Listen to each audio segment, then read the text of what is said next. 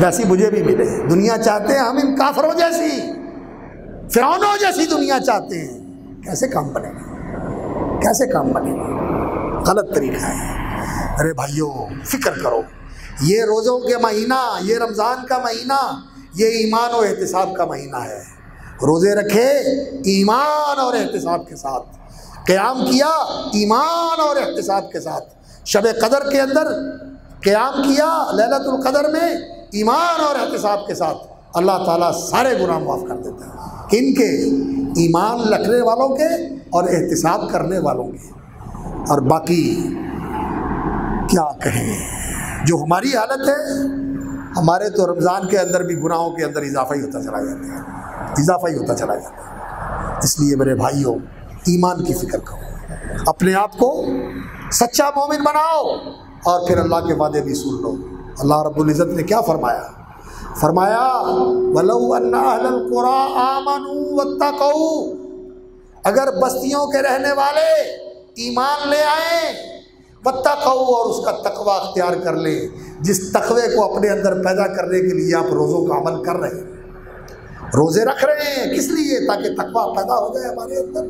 اور تقوی کیا ہے؟ جو حکم ہے اس کو پورا کرنا اس کی رضا کے لیے، اس کی رہنمائی میں، اور جس چیز سے روکا ہے اس سے باز رہنا، اس سے ڈرتے ہوئے، اس کے غضب سے بچتے ہوئے، اس کے غضب سے محفوظ رہنے کے لیے، اس کی رہنمائی اور اس کی روشنی میں۔ تقوی اس کا نام ہے۔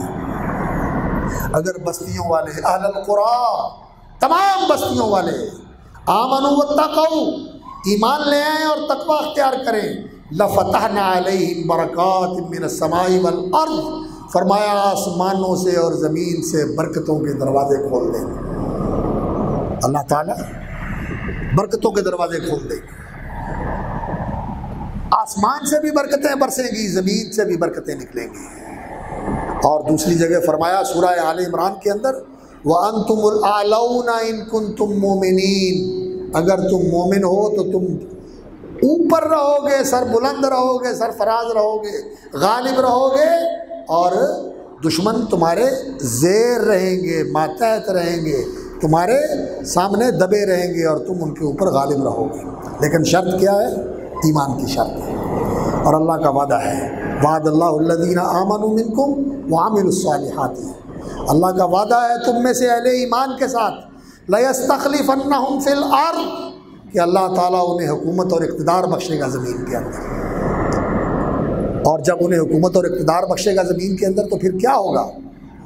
لَيَسْتَخْلِفَنَّهُمْ فِي الْأَرْضِ وَلَيُمَكِّنَنَّ لَهُمْ دِينَهُمُ الَّذِي ارْتَضَىٰ لَهُمْ، اللہ تعالیٰ جب انہیں خلافت اور حکومت اور اقتدار بخشے گا تو اس دین کو اقتدار اور حکومت بخشے گا جس کو اللہ نے ان کے لیے پسند کیا ہوا ہے۔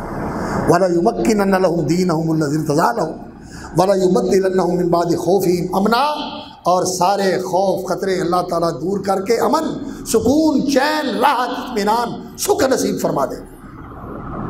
اور وہ کریں گے کیا؟ یعبدوننی، اللہ کہتے ہیں کہ وہ اللہ کی عبادت کریں گے، لا یشرکون بی شیئا، یعبدوننی لا یشرکون بی شیئا، وہ اللہ کی عبادت کریں گے اور اس کے ساتھ کسی کو شریک نہیں بنائیں گے، وہ پیسے کی پوجا نہیں کریں گے، وہ کرسی کی پوجا نہیں کریں گے، وہ شہوات اور خواہشات کی پوجا نہیں کریں گے، وہ منمانیوں کی پوجا نہیں کریں گے، وہ اللہ کی عبادت کریں گے۔ وَمَنْ كَفَرَ بَعْدَ ذَلِكَ فَأُولَٰئِكَ هُمُ الْفَاسِقُونَ، یہ باتیں سننے اور جاننے کے بعد جو نہیں مانتا، نافرمان ہے، پھر نہیں مانتا تو نہ مانا۔ میں نہیں کہتا کہ وہ کافر ہے اس کو مارنا جائز ہے، میں کہتا ہوں اسے سمجھانا ضروری ہے کہ جو راستہ تم اختیار کر رہے ہو یہ اہل ایمان کا راستہ نہیں ہے، یہ دوسرے لوگوں کا راستہ ہے۔ اہل ایمان کا راستہ کیا ہوتا ہے؟ سمعنا واطعنا، سنا اور مانا، یہ راستہ ہوتا ہے اہل ایمان کا۔ تو میرے بھائیوں، یہ رمضان کا مہینہ وہ مہینہ ہے کہ روزے بھی ایمان و احتساب کے ساتھ قبول ہوتے ہیں، قیام اللیل بھی ایمان و احتساب کے ساتھ قبول ہوتا ہے، اور شب قدر کا قیام بھی ایمان و احتساب کے ساتھ قبول ہوتا ہے، اور جو کچھ خرچ کرتے ہیں یہ بھی ایمان و احتساب کے ساتھ قبول ہوتا ہے۔ اس لیے اپنے ایمان و احتساب کی فکر کریں۔ اور رسول اکرم صلی اللہ علیہ وسلم کی ایک حدیث سنا کر بات ختم کرتا ہوں۔ رسول اکرم صلی اللہ علیہ وسلم نے فرمایا، صحیح حدیث ہے یہ، صلاح اول هذه الامہ، اس امت کا پہلا گروہ السابقون الاولون کا گروہ، سدھرا تھا، سنورا تھا، بنا تھا، اٹھا تھا۔ اللہ اکبر، کس چیز کے ساتھ؟ دو چیزیں، صلاح اول ہذہ الامہ، اس امت کے پہلے طبقے کی صلاح، سنوار، سدھار ان کا بناؤ، اور ان کے اندر جو بہتری آئی تھی وہ کس چیز کی وجہ سے آئی تھی؟ یہ زبان نبوت کا اظہار ہے، بالزہد والیقین۔ دو چیزیں تھیں، ایک ان کا ایمان یقین والا تھا، صاحب ایمان تھے اور صاحب یقین تھے، کھوٹا ایمان نہیں تھا، جھوٹا ایمان نہیں تھا، ڈاواں ڈول اور ڈلملی ایمان نہیں تھا، پکا اور پختہ قطعی ایمان تھا ان کا۔ اور دوسرا، دنیا کے ساتھ ان کا دل سے پیار نہیں تھا۔ دنیا مسافر خانہ ہے، گزرگاہ ہے، یہاں سے انسان نے نکل جانا ہے، یہ رہنے کی جگہ نہیں، جگہ دل لگانے کی دنیا نہیں ہے، یہ عبرت کی جا ہے، تماشا نہیں ہے۔ اللہ اکبر، یہاں بڑے بڑے آئے اور چلے گئے، یہ دل لگانے کی جگہ نہیں ہے۔ اللہ اکبر، یہ زہد ان کے دلوں میں تھا، دنیا کا زہد اور آخرت پر یقین، اللہ پر یقین، اور اس دنیا کو انہوں نے مسافر خانہ سمجھا تھا، اس سے بنے تھے وہ۔ اور جو مریں گے، جو بربادیوں کا شکار ہوں گے، ناکامیوں اور ذلتوں، انحطاط اور ادبار کا شکار ہوں گے، ان کے شکار ہونے کی وجہ کیا ہوگی؟ وَيَهْلِكُ آخِرُهَا بِالْبُخْلِ وَالْعَمَلِ، اس امت کے آخری طبقے کے اندر جو خرابی اور بگاڑ آئے گا، انحطاط اور زوال آئے گا، اس کے بھی دو فیکٹر ہوں گے، دو عامل ہوں گے، دو سبب ہوں گے۔ کیا ہے؟ البخل، مٹھی بند کر لینا، جیب کو دبا لینا، خرچ نہیں کرنا، بڑھاؤ بڑھاؤ بڑھاؤ، پیسہ بڑھاؤ پیسہ بڑھاؤ، خرچ نہیں کرنا۔ پیسے کا پیار خرچ نہیں کرنے دیتا۔ ٹھیک ہے پیسہ کماؤ، لیکن کماؤ کس لیے؟ خرچ کرنے کے لیے، اللہ کے لیے خرچ کرو، اللہ کے بندوں پر خرچ کرو، اللہ کے دین پر خرچ کرو۔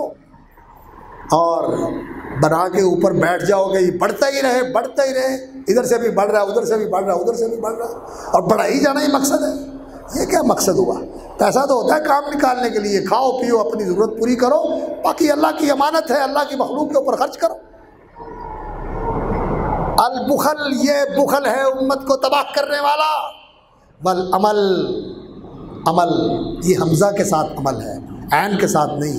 اس کا معنی ہوتا ہے دنیا کے منصوبے، بڑے بڑے لمبے پلان، بڑے بڑے لمبے ارمان۔ اچھا یہ 2 کنال کا گھر ہے، نہیں 8 کنال کا ہونا چاہیے۔ اچھا یہ 8 کنال کا ہو گیا، اور یار فارم ہاؤس ہونا چاہیے، وہاں گھوڑے بھی ہونے چاہیے، وہاں یہ بھی ہونا چاہیے۔ لمبے منصوبے، آگے سے آگے، آگے سے آگے، آگے سے آگے، اور آخرت کہتے ہیں یا اللہ ہوتا کوئی نہیں، تو ایویں ہی دے دے۔ دنیا کے لیے سارے منصوبے، ساری بھاگ دوڑ، ساری تگ و دو، اور آخرت کے لیے یا اللہ اپنی رحمت سے دے دے۔ کیسے ملے گی؟ آخرت چاہتے ہو جو دنیا سے زیادہ قیمتی ہے، تو اس کے لیے دنیا سے زیادہ محنت کرنی پڑے گی، قربانی دینی پڑے گی، اللہ کے لیے مشقت اٹھانی پڑے گی۔ اللہ رب العزت نے وہ قیمتی جنت ایسے نہیں بنائی کہ مفت میں بانٹ دے۔ اللہ اکبر۔ ہاں عمل کرو گے، بنیاد مہیا کرو گے، تو وہ اپنی رحمت کے ساتھ تیرے کھوٹے سکے بھی قبول کر کے کہے گا جا تو اتنا سا لے کے آیا ہے، مجھے یہ بھی قبول ہے، میں نے اپنی رحمت سے تمہیں اس دنیا سے 10 گنا بڑی جنت دے دی۔ یہ اس کا فضل ہے۔ لیکن کچھ لے کے تو جاؤ گے، کچھ کر کے تو جاؤ گے، اور ساری منصوبہ بندیاں اگر دنیا کے لیے اور آخرت کے لیے کچھ بھی نہیں ہے، تو پھر میرے بھائیوں یہ رویہ ایسا ہے جس کے اندر ہم پھنسے ہوئے ہیں، اور اس دلدل کے اندر ہم دھنستے دھنستے دھنستے نیچے سے نیچے جا رہے ہیں۔ اللہ تعالیٰ مجھے اور آپ کو توفیق عطا فرمائے کہ ہم صاحب ایمان بن جائیں، اور ایمان والا کردار، ایمان والی زندگی اور ایمان والی سیرت اللہ ہمیں نصیب کر دے، اور ایمان والا یقین اللہ رب العزت ہمیں نصیب کر دے۔ اور یہ یقین ہی وہ چیز ہے جو انسان کو بدل کے رکھ دیتی ہے۔ اللہ اکبر۔ وہ جو اقبال نے کہا تھا نا، یقین پیدا کرے ناداں یقین سے ہاتھ آتی ہے، اے نادان بے سمجھ انسان یقین پیدا کر، یقین سے ہاتھ آتی ہے وہ درویش ہی کہ جس کے سامنے جھکتی ہے فغفور۔ یہ درویشوں کے سامنے بادشاہ آ کے جھکتے ہیں، پھر اللہ تعالیٰ اس یقین کے ساتھ وہ عزت اور وہ تمکنت اور وہ مقام اور مرتبہ عطا فرماتے ہیں۔ اللہ تعالی ہمیں یقین نصیب فرمائے۔ اللہ تعالی ہمارے ایمان کو صحیح کر دے، کامل کر دے، درست کر دے اور قوی کر دے۔ ایمان کی فکر کریں، ایمان کو بہتر بنانے کی کوشش کریں۔ اور کہاں سے ملے گا یہ ایمان؟ یہ ایمان قرآن سے ملتا ہے، یہ ایمان قرآن سے ملتا ہے، فلسفے سے نہیں ملتا۔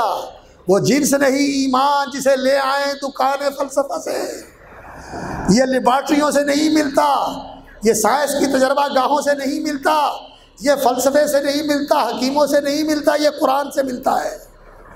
وہ جنس نہیں ایمان جسے لے آئیں دکان فلسفہ سے، یہ ڈھونڈے سے ملے گا عاقل کو قرآن کے اسی پاروں میں۔